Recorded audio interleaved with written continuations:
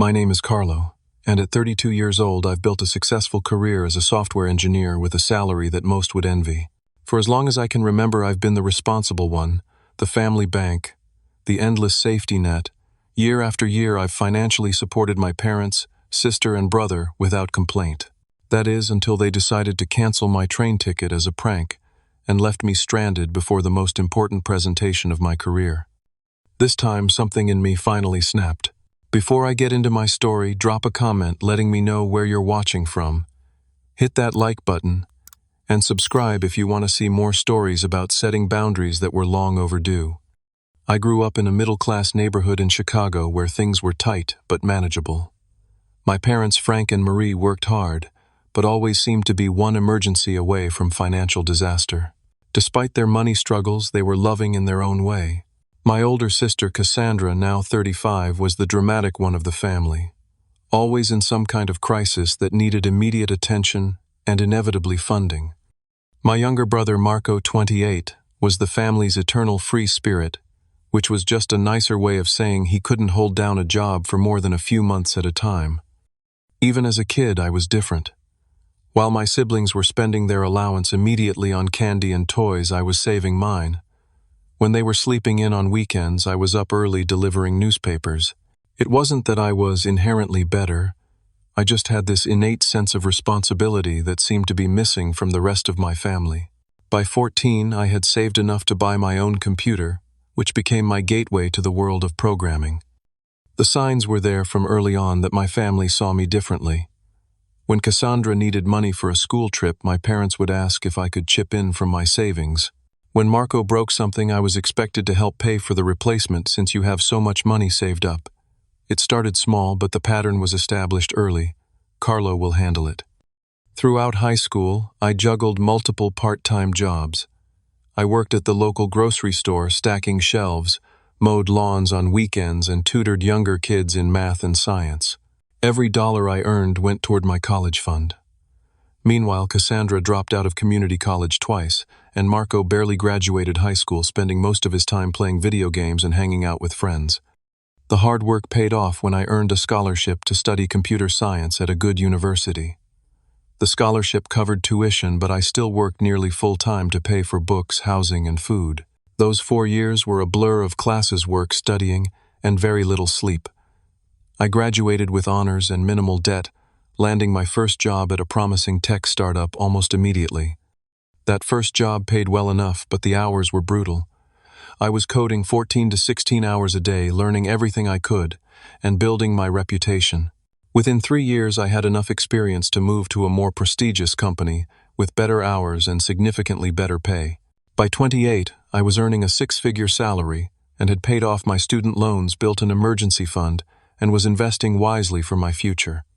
It should have been a time to enjoy the fruits of my labor. Instead, it marked the beginning of becoming the family bank. It started with my dad's layoff. He'd worked at the same manufacturing company for 20 years when they downsized and let him go with a severance package that wouldn't last 6 months. My parents had very little saved, and were 3 years away from paying off their mortgage. The panic in my mom's voice when she called me about it was something I couldn't ignore. So I stepped in, offering to cover their mortgage payments, until Dad found a new job. 6 months turned into a year turned into 2.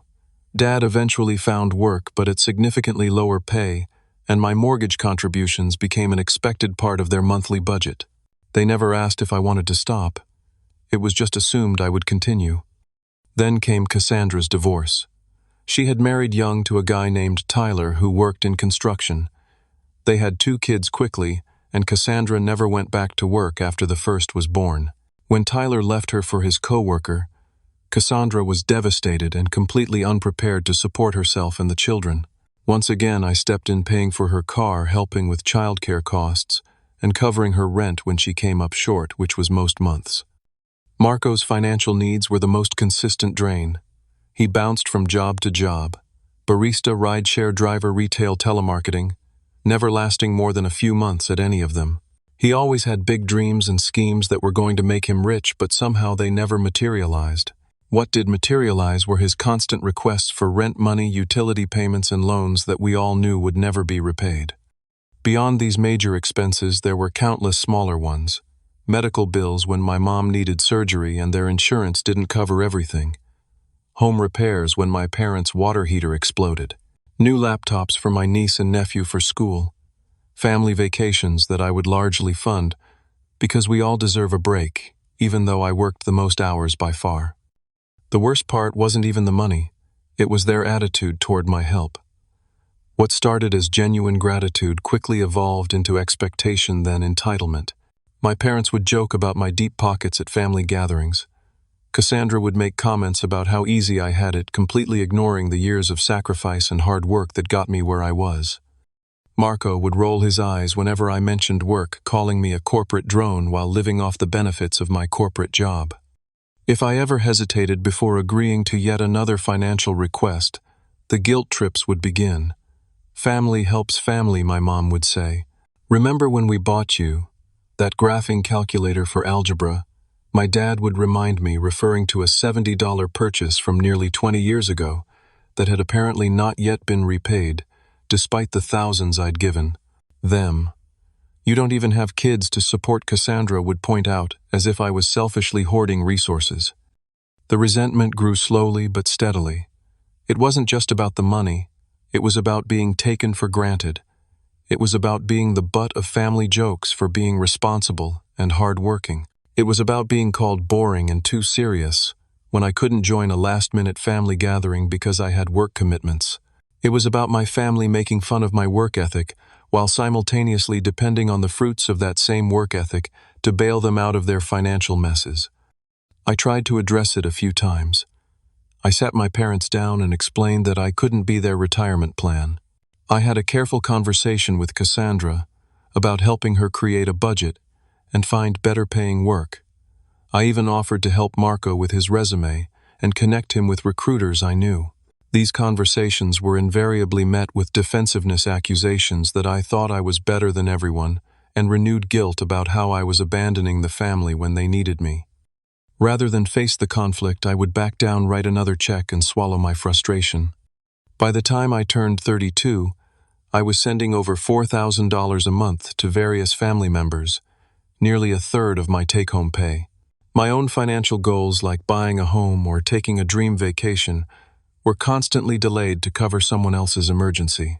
I was trapped in a cycle of my own making, and I couldn't see a way out without being the bad guy who turned his back on family. Little did I know the way out would present itself in the form of a cruel prank that would change everything. The opportunity came unexpectedly. My team had been working on a revolutionary customer engagement platform, and our project had caught the attention of several major international clients. Our biggest potential client, a Fortune 500 company based in Boston, requested an in-person presentation from the lead developer, which was me. This wasn't just any presentation.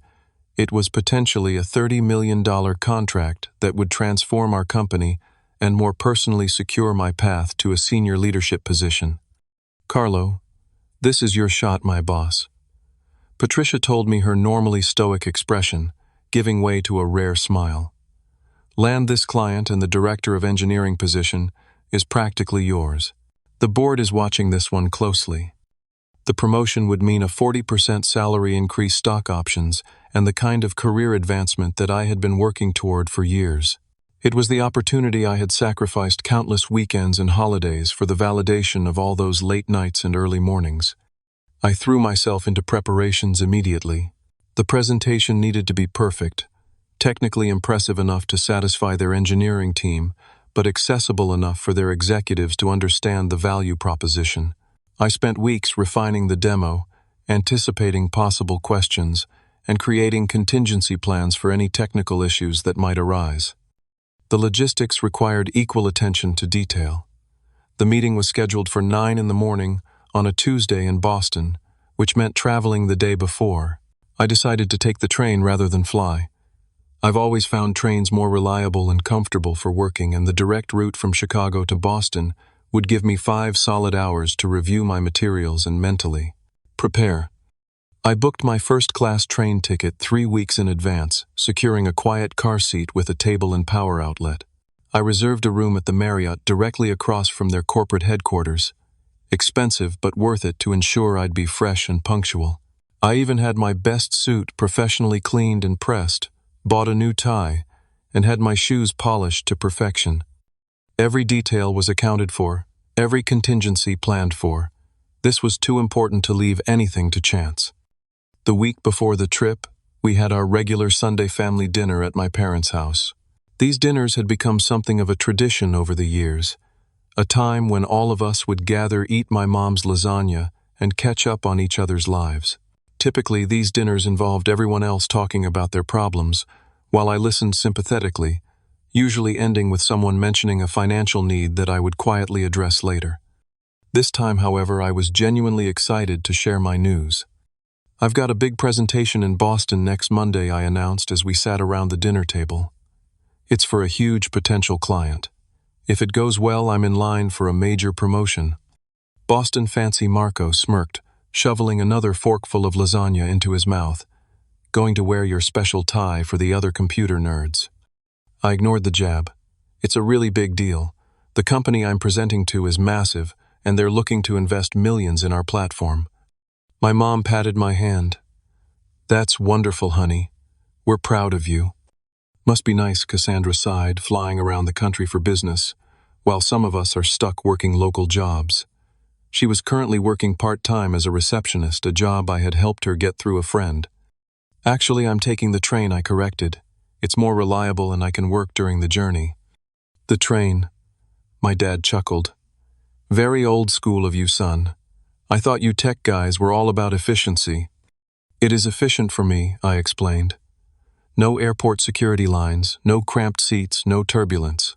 Just 5 uninterrupted hours to finalize my presentation." "Whatever you say, Mr. Big Shot," Marco laughed. "Some of us would kill for a fancy train ride to anywhere." The conversation moved on, but not before I noticed a strange look pass between my siblings. At the time, I dismissed it as their usual slight resentment of my career success. I was used to the little digs and backhanded compliments. They seemed supportive enough, asking a few questions about the presentation and offering generic well wishes. The night before my departure, I was a bundle of nervous energy. I triple-checked my presentation materials, making sure everything was backed up in multiple locations. I confirmed my train ticket and hotel reservation. I packed my bag meticulously, including backup chargers for all my devices and an extra dress shirt just in case. I called Patricia for a final review of the key points we wanted to emphasize. "You've got this, Carlo," she reassured me. "Just be yourself, show them what the platform can do, and answer their questions honestly. They'll be impressed." After the call, I laid out my clothes for the morning, set 3 separate alarms on different devices, and sent a quick text to my family group chat, "Heading to Boston tomorrow for the big presentation. Wish me luck."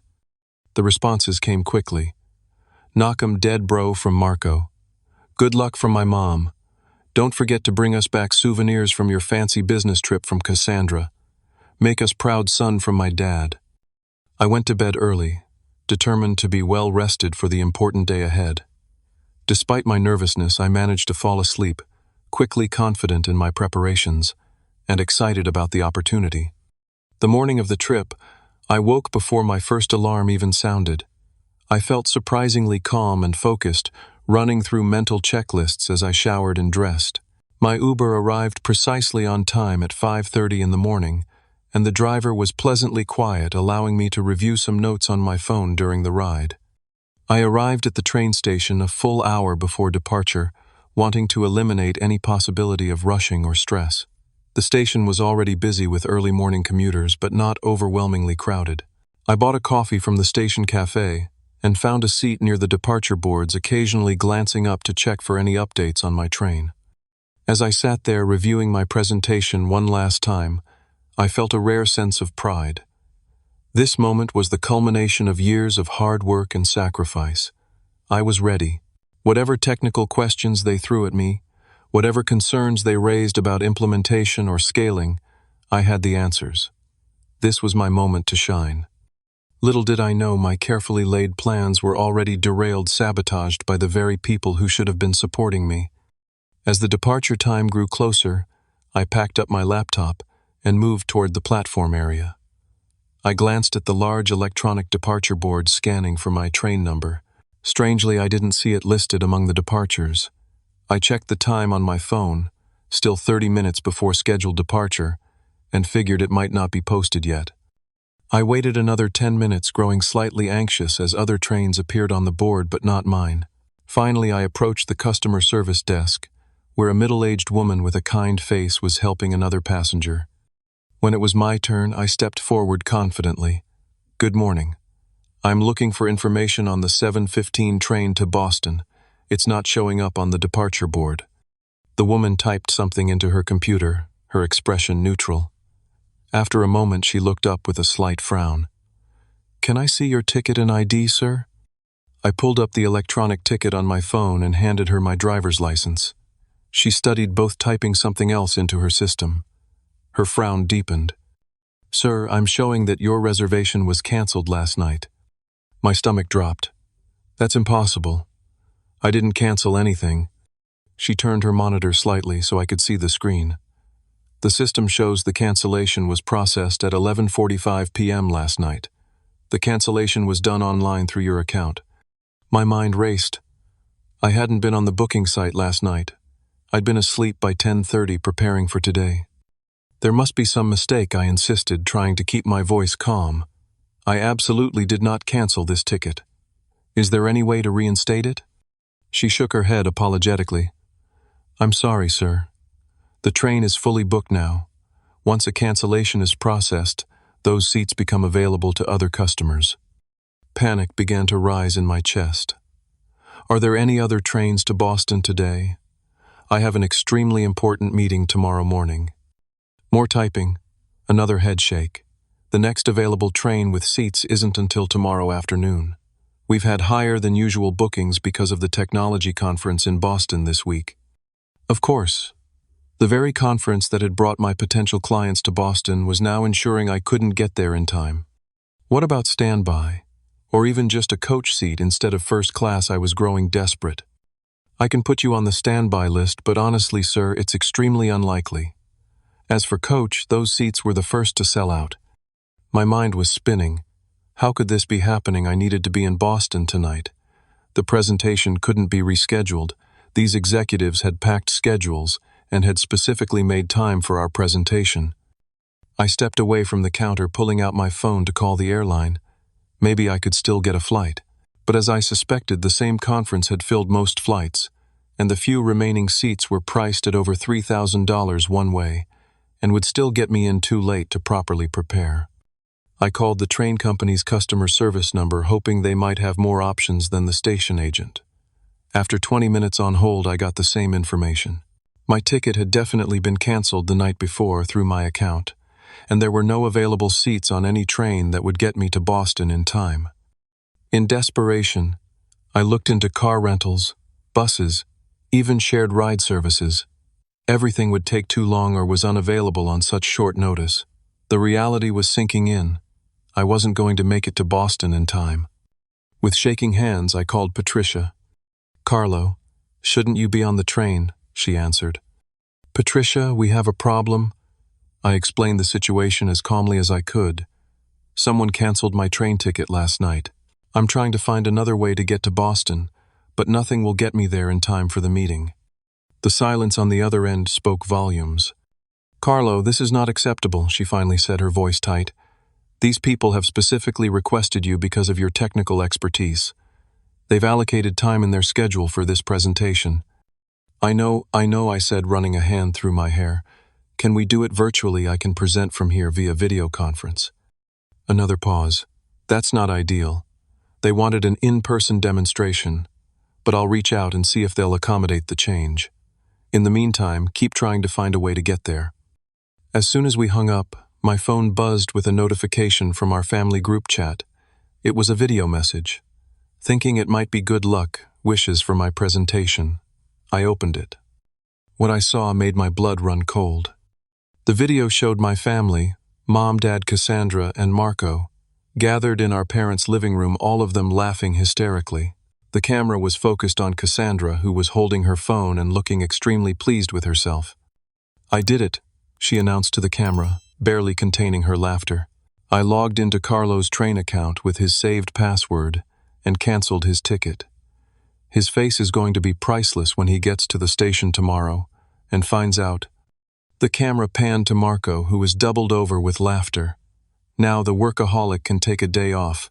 Maybe he'll learn not to be so uptight. My parents were in the background chuckling along, my father wiping tears of mirth from his eyes. He's always so serious about his precious job, Cassandra continued. This will teach him to lighten up a bit. My hands were shaking so badly I could barely hold the phone. They had done this. My own family had deliberately sabotaged the most important presentation of my career, as a prank. I immediately called Cassandra. She answered on the third ring, still giggling. Hey, Mr. Important businessman, surprised. Cassandra, what have you done? My voice was deadly quiet. Do you have any idea what you've done? Oh, come on, she laughed. It's just a joke. You can book another train. Your company can afford it. There are no other trains, I nearly shouted, causing several nearby passengers to turn and stare. I lowered my voice. Everything is booked because of a conference. I'm going to miss a $30 million presentation. I'm going to lose a promotion. Well, geez, don't be so dramatic, she scoffed. It's not the end of the world. You take everything so seriously. I hung up and tried Marco, then my parents. Each conversation was the same. Initial amusement followed by dismissive responses when I explained the severity of the situation. None of them seemed to grasp what they had done. Or worse, they didn't care. My phone rang. It was Patricia again. I answered, dreading the conversation. The clients are not happy, she said without preamble.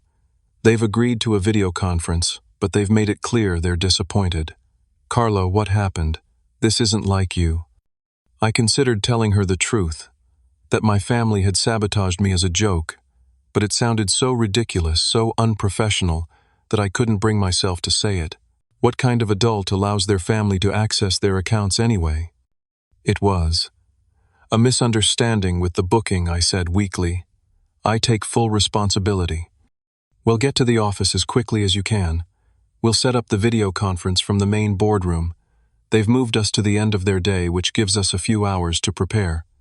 I grabbed a taxi back to the office, my mind still reeling from what had happened. By the time I arrived, the news of my booking error had spread.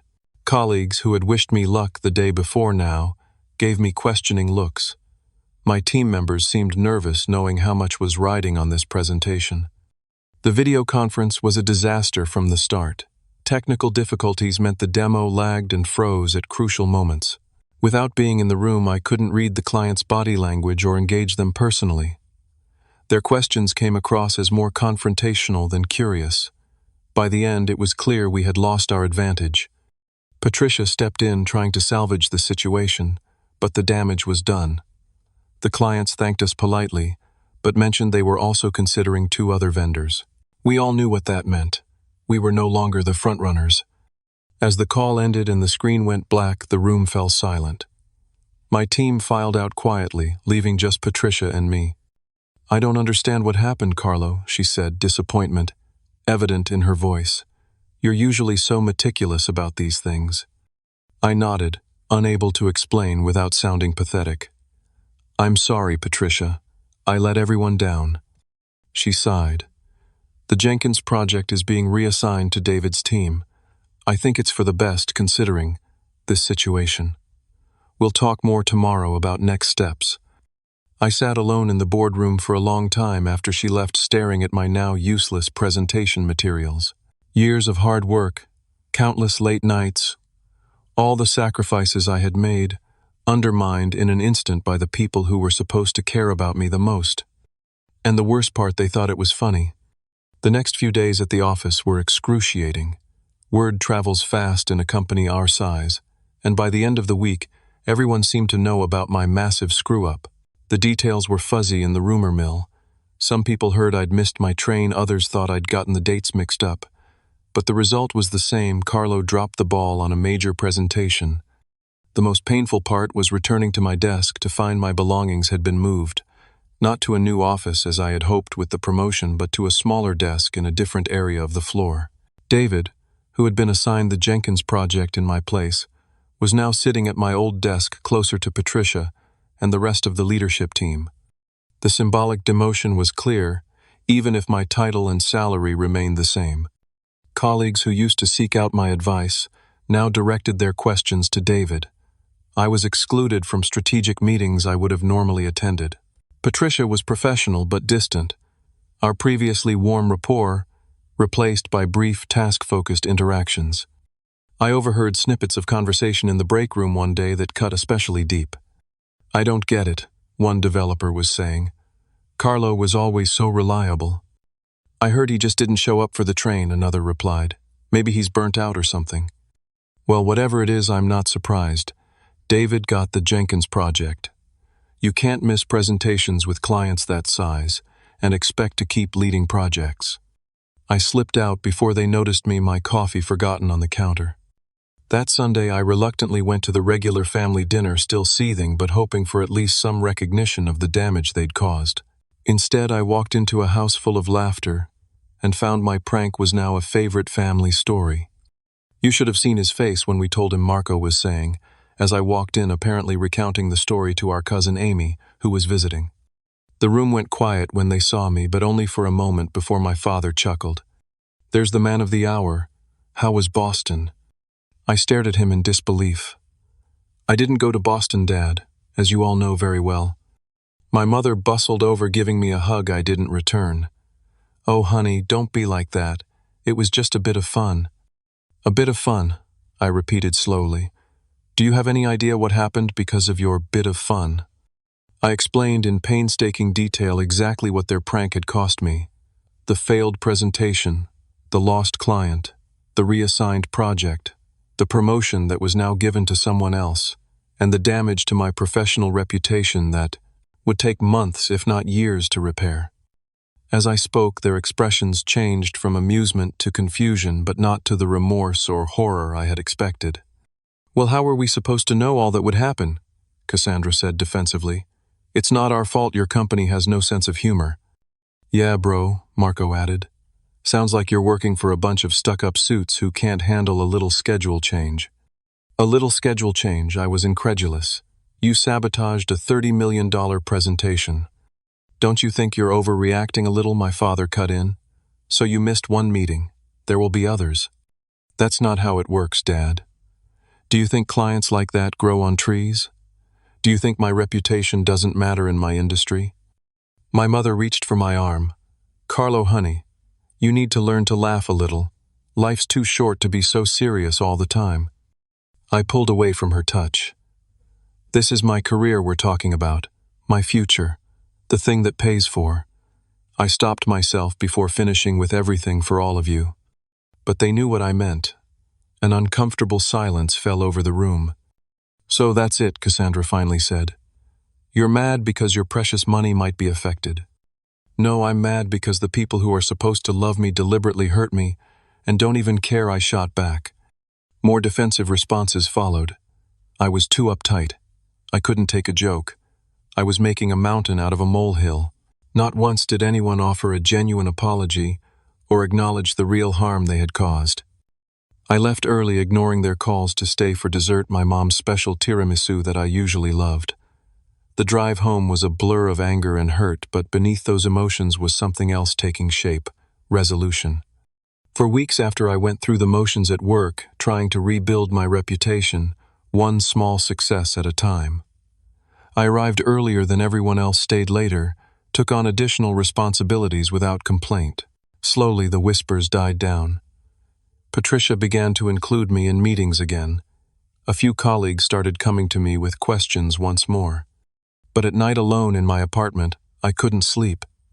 I kept replaying the video of my family laughing at what they'd done to me. I thought about all the times I'd canceled my own plans to help them, all the financial sacrifices I'd made for their benefit, all the support I'd given with little acknowledgement or reciprocation. I thought about Cassandra's dismissive "your precious money" comment, even as she lived in an apartment I helped pay for, drove a car I'd financed, and raised children whose expenses I regularly covered. I thought about Marco's corporate drone insults while he waited for my direct deposit to cover his rent each month. I thought about my parents' guilt trips about family loyalty even as they sabotaged one of the most important days of my professional life. One night around 3 in the morning, staring at my ceiling in the dark, a realization crystallized. They would never change as long as there were no consequences. They would continue to take and take, to disrespect and dismiss, to exploit my generosity while mocking the work ethic that made that generosity possible. Something had to change, and since they wouldn't, it had to be me. The next family dinner was 2 weeks after the prank. Once again, the incident came up, now fully cemented as a hilarious family anecdote. As everyone laughed, I sat in silence watching them. My mother noticed my expression. "Carlo, are you still upset about that? It was weeks ago." I didn't answer directly. I just looked around at their faces. My family, who I loved despite everything, but who clearly didn't respect me or value what I contributed. "I need to head out early tonight," I said quietly, standing up before dessert was served. "But we haven't even had Mom's apple pie," Marco protested. "I have some things to take care of," I replied, and left without further explanation. Those things would change all of our lives forever. That night I sat down at my kitchen table with a notebook and began to take inventory of my financial entanglements with my family. The list was longer than I had realized. Monthly contribution to parents' mortgage, $850. Marco's rent, $1,200. Cassandra's car payment, $375. Cell phone, family plan for everyone, $220. Streaming services shared with family, $65. Health insurance contribution for parents, $490. Cassandra's children's after-school activities, $350. Regular loans to Marco, average per month, $300. Contributions to family vacation fund, $200. Miscellaneous emergency expenses, average $400. The total came to over $4,450 per month, more than most people's mortgage payments. And this didn't include the countless gifts, dinners out, and one-time expenses I covered throughout the year. I also went through old emails and text messages documenting loans that had never been repaid. The total was staggering. Over $27,000 to various family members over the past 5 years, not a penny of which had been returned despite multiple promises. I created a spreadsheet detailing every regular payment when it was due, which accounts it came from, and who it was for. I needed to understand exactly what I was dealing with before making any changes. The next day, I took a personal day from work and scheduled appointments with my financial advisor and a lawyer. I needed to understand my options and any potential legal implications. My financial advisor, Janet, was surprised by the extent of my financial support to my family. "Carlo, this is significantly impacting your own financial goals," she pointed out. "At this rate, you're delaying your own home purchase by years, not to mention your retirement savings." "I know," I admitted. "I just never added it all up before." "Well, now that you have, what do you want to do about it?" I took a deep breath. "I want to stop, all of it, but I need to know how to do it in a way that protects me legally and financially." She nodded understanding immediately. "Let's create a withdrawal plan. Some of these can be stopped immediately. Others might need some notice or transition period." Together, we created a timeline for extracting myself from each financial obligation. Some were simple. Canceling streaming services could be done immediately. Others were more complex. I needed to give my parents notice about the mortgage payments, and Marco's lease had my name on it as a guarantor. The meeting with the lawyer Benjamin was equally enlightening. "In most cases, you have no legal obligation to continue these payments," he assured me. "The exceptions are anything where you've signed a contract, like the lease guarantee for your brother." "How do I handle that?" I asked. "You can't remove yourself until the lease ends or is modified, but you can certainly stop making the payments as long as you're prepared for the possibility that the landlord might come after you if your brother defaults." "And the loans?" Benjamin smiled wryly.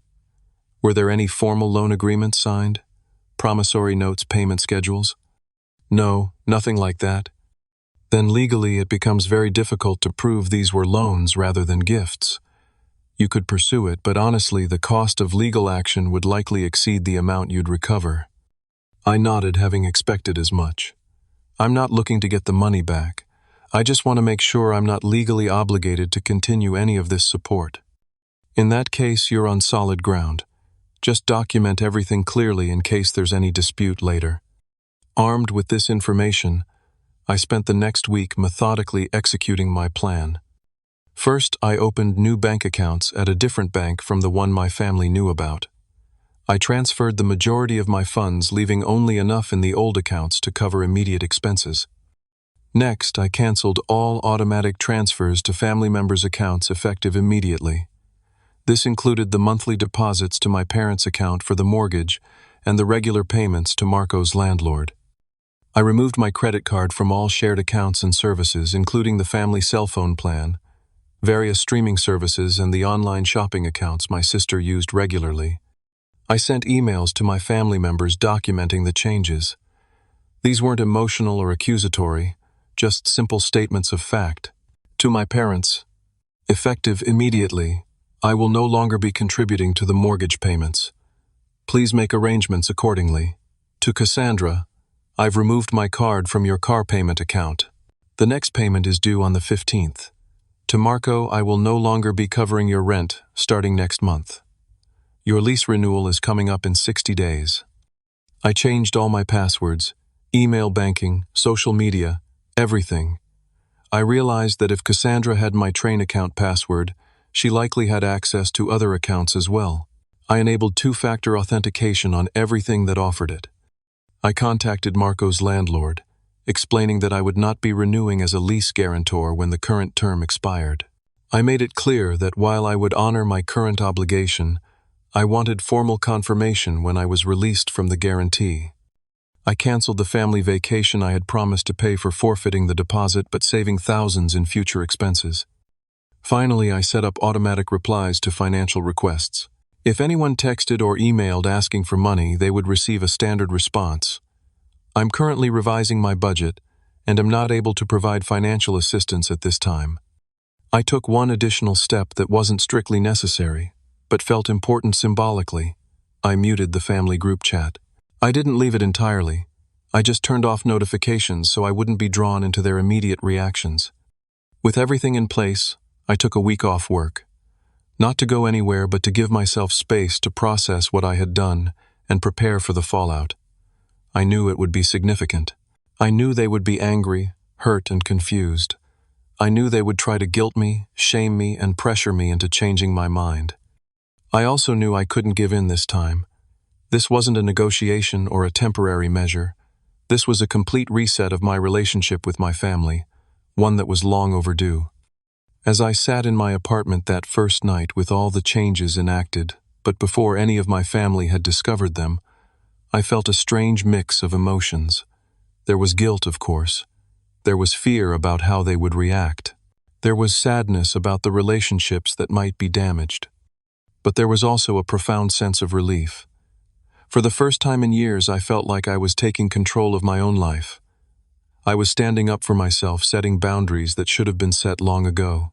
Whatever came next, I knew this was the right decision, not just for my financial health, but for my self-respect and dignity. The storm was coming, but for now there was calm. And in that calm, I found something I hadn't felt in a very long time: peace. The first signs of the coming storm appeared within 24 hours. My phone started buzzing with text messages early the next morning. From Cassandra: "Hey, weird question, but my car payment got declined. Your card isn't working." From Marco: "Dude, Netflix isn't working. Did you change the password?" From Mom: "Carlo, honey, there seems to be a problem with the bank transfer. Can you check on it?" I didn't respond to any of them immediately. I had anticipated these messages and was prepared for them. This was only the beginning. By the afternoon, the tone of the messages had changed. From Cassandra: "Carlo, seriously, what's going on with the car payment? I called the bank, and they said your card was removed from the account." From Marco: "What the fuck, man? Did you seriously cut off the cell phone plan? My phone's only working on Wi-Fi now." From Mom: "Carlo, please call us. We're worried about you. There seems to be some mistake with all the accounts." Still, I maintained my silence. I needed them to understand this wasn't a mistake or a temporary glitch. This was a deliberate choice. By evening, my phone was ringing constantly. I let all calls go to voicemail, listening to them later when I felt emotionally prepared. Carlo, this is your mother. What is going on? Your father and I just got a notice from the bank about the mortgage payment. Call us immediately. Bro, what the hell? My landlord just called and said you contacted him about the lease. Are you trying to get me evicted? Call me back now. This is Cassandra. I don't know what kind of game you're playing, but I have 2 kids who need to eat and get to school. My car is essential. Fix this right now. The next day, the doorbell rang. I checked the security camera to see Marco standing there looking angry. I didn't answer. An hour later, it was Cassandra. Again, I didn't respond. Later that evening, my parents showed up looking worried rather than angry. It was harder to ignore them, but I reminded myself of the video of them laughing at my misfortune and held firm. 3 days after implementing my changes, I received a text from my father that took a different approach. Son, we're having an emergency family meeting tomorrow night at 6. Whatever's going on, we need to discuss it as a family. Please be there. We love you. This was it. The confrontation. I knew I had to attend. Avoiding them forever wasn't the point. Setting boundaries was. I needed to explain my decision face to face and stand firm against the emotional manipulation I knew would come. I arrived at my parents' house exactly at 6, bracing myself as I walked through the door. The atmosphere was tense. Everyone was already there sitting in the living room. Mom looked like she'd been crying. Dad looked stern and worried. Cassandra was visibly angry while Marco just looked confused. Carlo, what the hell is going on? Cassandra demanded before I'd even sat down. Let him sit. First, my mother said, her voice strained. Carlo, honey, we're all very concerned. What's happening? Are you in some kind of trouble? I sat down calmly, looking at each of them in turn. I'm not in trouble. I've simply made a decision to stop providing financial support to all of you. The silence that followed was deafening. Then everyone started talking at once. What do you mean, stop providing support? My father sputtered.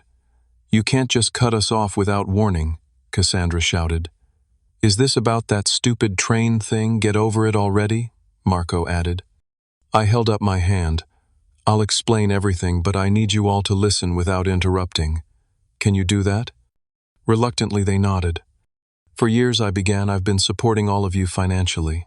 I've paid portions of the mortgage, Marco's rent, Cassandra's car phone bills, streaming services, vacations, and countless emergency expenses. In total, I've been giving this family over $4,000 every month. Their eyes widened at the figure, but I continued before they could interject. I did this willingly because I care about you. But over time, something changed. My support wasn't appreciated. It was expected. My work ethic, which enables me to provide this support, became something you mock rather than respect. I turned to look at each of my siblings. You call me boring, uptight, a corporate drone. You make fun of my commitment to my job, even as you benefit from the income it provides. I then looked at my parents. And you encourage this behavior. You laugh along. You've never once stepped in to say, that's enough, or show some gratitude. But honey, my mother interjected, we're just teasing. That's what families do. No, Mom. Teasing is gentle and affectionate. What happened with my train ticket wasn't teasing, it was sabotage. And your reaction to it showed me exactly how little you all value me and my career. I pulled out my phone and played the video they had sent me, the one showing them laughing about canceling my ticket. The sound of their laughter filled the room, now sounding hollow and cruel in this context. Do you know what happened because of this prank? I asked quietly when the video ended. I lost a major client. I lost a promotion I've been working toward for years. My professional reputation was damaged, and not one of you has sincerely apologized or even acknowledged the harm you caused. We didn't know it would be such a big deal, Cassandra protested weakly. That's just it. You didn't care enough to ask or consider the consequences. You saw me as the boring, responsible one who would just absorb whatever you did and continue providing for everyone. I took a deep breath. Well, that stops now. I've canceled all automatic payments. I've removed my credit cards from your accounts. I've notified Marco's landlord that I won't be renewing as a guarantor. These changes are permanent. The explosion I expected came immediately. You can't do this to us, Cassandra shouted. I have children to support. You know I can't afford my rent on what I make, Marco yelled. Son, your mother and I might lose the house, my father said gravely. I remained calm. Cassandra, you have a job. It might not pay as much as you'd like, but many single parents make it work with less. Marco, you're 28 years old and perfectly capable of working full-time instead of finding yourself on my dime. And Dad, you and Mom have options. You can refinance, downsize, or Mom could return to work part-time. So that's it, you're just cutting us off completely, my mother asked tearfully. Financially, yes. I'm still your son and their brother. I still want to be part of this family. But from now on, our relationship won't be based on my checkbook. It will be based on mutual respect and genuine care. This is about money then, Cassandra said bitterly. Your precious money is more important than your family. I stood up, maintaining my composure even as I felt my heart racing. No, Cassandra. This is about respect. Money is just the most visible symptom of a deeper problem. When you canceled my train ticket and laughed about it, you showed me exactly how little you respect me, my time, my career, and my generosity. Why would I continue to support people who think so little of me? I headed for the door, pausing before I left. I love all of you, but I won't be taken advantage of anymore. The decision is final.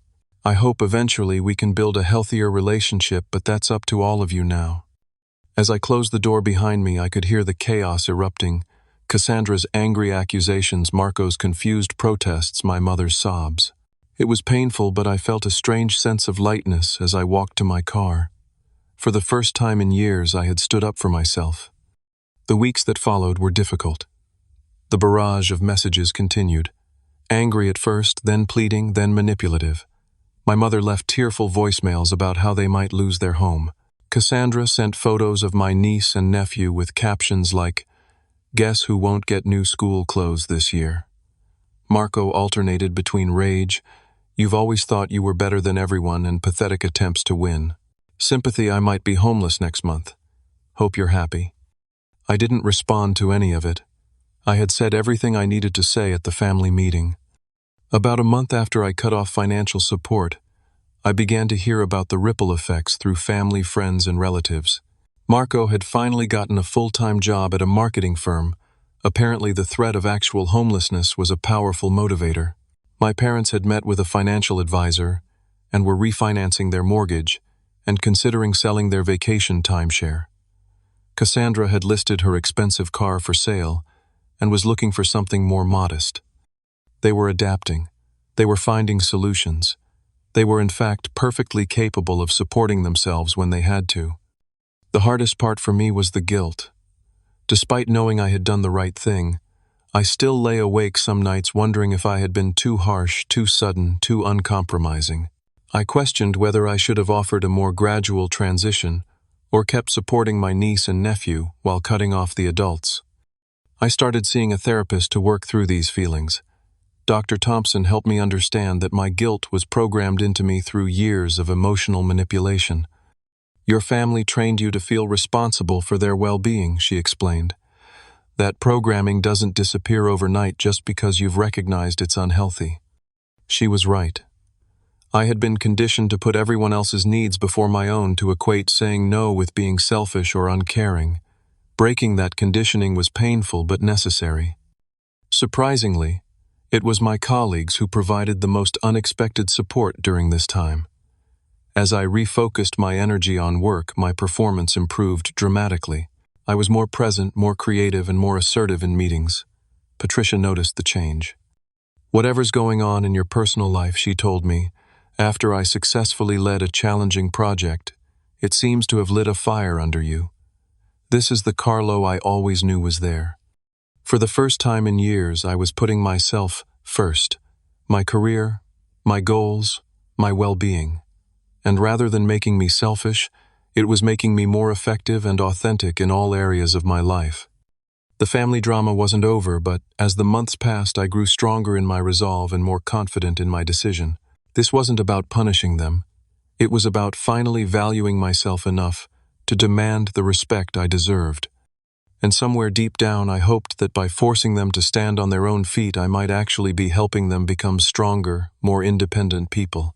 Perhaps someday we could build relationships based on genuine love and respect, rather than financial dependency and obligation. That hope, small as it was, helped me sleep a little better at night. 6 months passed before I attended another family dinner. It wasn't that I was avoiding them entirely. I had brief civil interactions with individual family members during that time, but I needed space, and they needed time to adjust to their new financial reality. When I finally returned to Sunday dinner, the atmosphere was noticeably different. The house was the same, but there were small changes. Some of the more expensive decorations were gone, replaced by simpler items. The meal was more modest, but still delicious. More striking were the changes in my family themselves. My father greeted me with a firm handshake and clear eyes, none of the evasive guilt I'd grown accustomed to seeing. My mother hugged me warmly, but didn't cling or tear up as I expected. Cassandra arrived in a used sedan, rather than her luxury SUV, and Marco actually showed up on time dressed professionally. Apparently he had to head to work for an evening shift after dinner. The conversation over dinner was stilted at first, everyone carefully avoiding any mention of money or the incident as they now referred to the train ticket prank. But as the meal progressed, something remarkable happened. They started asking me genuine questions about my work, my life, my interests.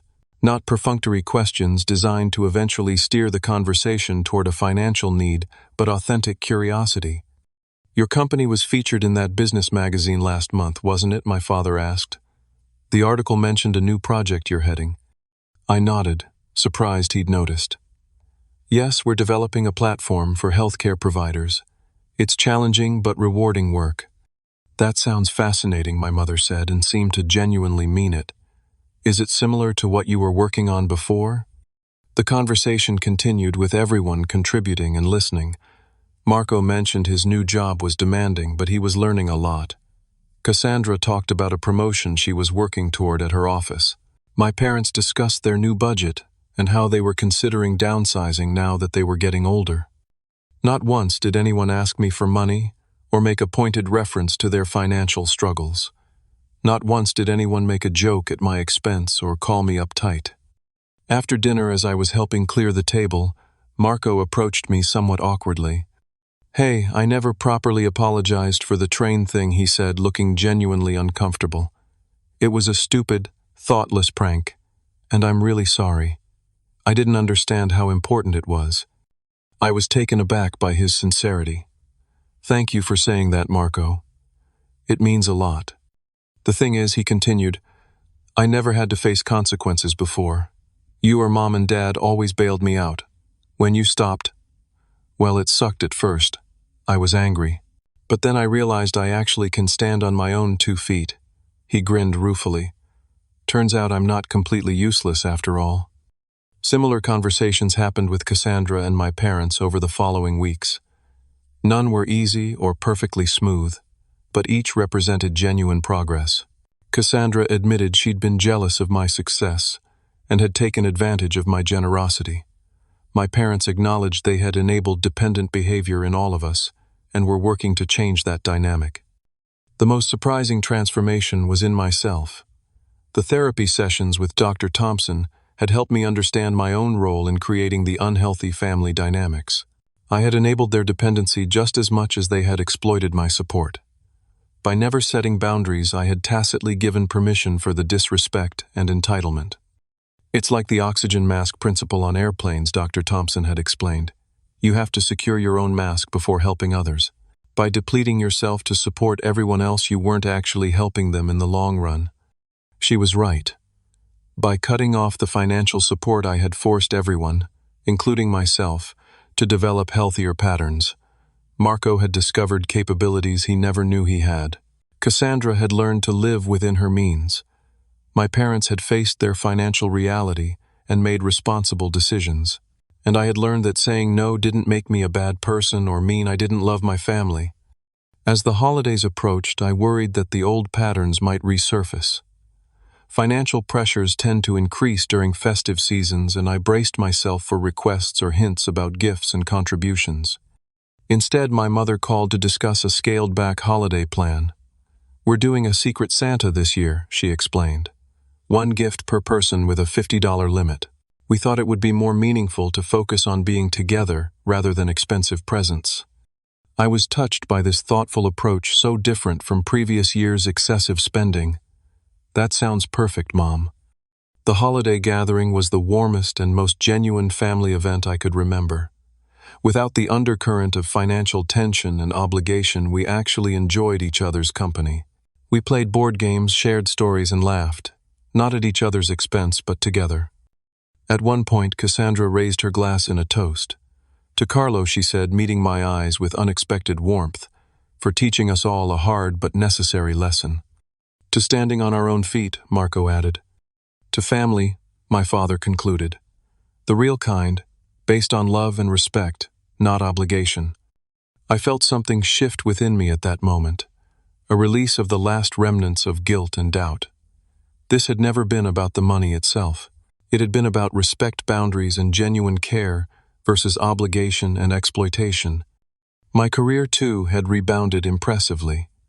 The focus and energy I previously spent worrying about family financial issues was now channeled into my work. 6 months after the incident, I was offered the Director of Engineering position, the very promotion I had lost due to the missed presentation. "You've shown remarkable growth and leadership these past months," Patricia told me. "Whatever reset you did in your personal life has clearly translated to your professional performance." My new boundaries extended beyond family. I became more selective about my commitments, more assertive about my needs, and more confident in my worth, both professionally and personally. I started dating again after years of putting romance on the back burner, meeting a wonderful woman named Rachel, who valued my reliability without exploiting it. The most profound change, however, was internal.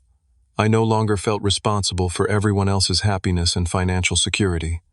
I no longer equated being loved with being useful. I understood that true generosity comes from free choice, not obligation or guilt, and that helping others shouldn't come at the expense of my own well-being. One evening, about a year after I had cut off financial support to my family, I had dinner with just my father. It was the first time we'd spent one-on-one time together in years. "You know, Carlo," he said thoughtfully, "as we finished our meals, what you did was probably the best thing that could have happened to this family. It was painful, and I was angry at first, but you forced us all to grow up, including your mother and me." He paused, looking slightly embarrassed. "I wanted to blame you, to say you were being selfish, but the truth is we were the selfish ones. We took advantage of your generosity and didn't respect what it cost you, not just financially but emotionally." "Thanks, Dad," I said, genuinely moved. "That means a lot to hear." "I'm proud of you, son," he added. "Not because of your job or your success, but because you had the courage to do something difficult that ultimately helped everyone. That's real strength." As I drove home that night, I reflected on the journey of the past year. What had started as a painful breach, my family's thoughtless prank, and my subsequent financial withdrawal, had ultimately led to healing and growth for everyone involved. The relationships we now shared were more authentic, more balanced, and more meaningful than the financial dependent dynamics we had before. I realized that sometimes the most loving thing you can do for people isn't to solve their problems or cushion them from consequences, but to allow them to face challenges and discover their own strength. By respecting yourself enough to set boundaries, you actually give others the opportunity to become better versions of themselves. The silence after I canceled their financial support had indeed been priceless, not because it punished them, but because it created space for something more valuable to grow. In its place, genuine respect, authentic connection, and real family bonds based on love rather than obligation. So if you're watching this and finding yourself in a similar situation, constantly giving without receiving respect in return, ask yourself, are your acts of generosity truly helping those you love, or are they preventing growth? Sometimes the kindest thing you can do is to step back and let people find their own way. Have you ever had to set difficult boundaries with people you care about? leave a comment below sharing your experience. And if this story resonated with you, please like, subscribe, and share it with someone who might need to hear it. Remember, true love supports growth, even when that growth is uncomfortable. Thank you for listening, and I wish you the courage to create healthy boundaries in your own life.